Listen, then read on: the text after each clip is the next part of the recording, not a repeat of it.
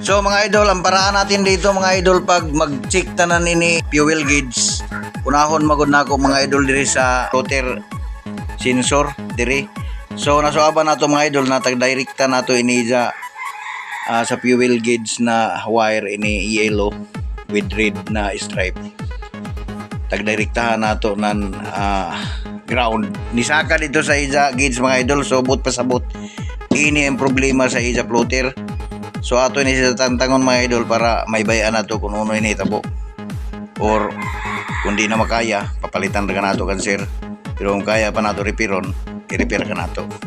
So natangtang na nato mga idol dari siya. So need pa nato mga idol na tangtangon ini sa filament po ato ani siya. Soldahon dari nagbabuhis pa ta ng soldador kay ini mga idol soldahonon siya para matangtang. Kaya ato silib ato tanawon diri mga idol sa likod kay murag nasilib na ako mga idol na murag bugto. So kung naibugto man basig pwede ra pud nato masulda masumpay. So mga idol natangtang nato mga idol ani sa filament dari mga idol. Ini mga idol o napansin niyo mga idol may putol siya ito.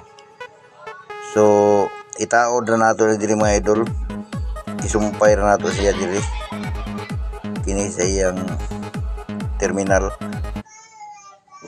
So testingan dayon nato kung intact na ang iyang continuity abot diri sa tumoy. So okay na ibalik na nato mga idol. Mga idol, ato testingan mga idol, okay na tagsumpay na ako sa ilayom. Tag muni-muni ra nato pagsumpay kay kalisod gagpino na wire di nato makakita karataw. Dari mga idol, sa ato tester ato tag check siya, okay naman siya. Ini itong mga idol sanan ini yellow na may puya. Amoy nan linya sa isa crudo mga idol. So sa mga idol ato kwan tester iton.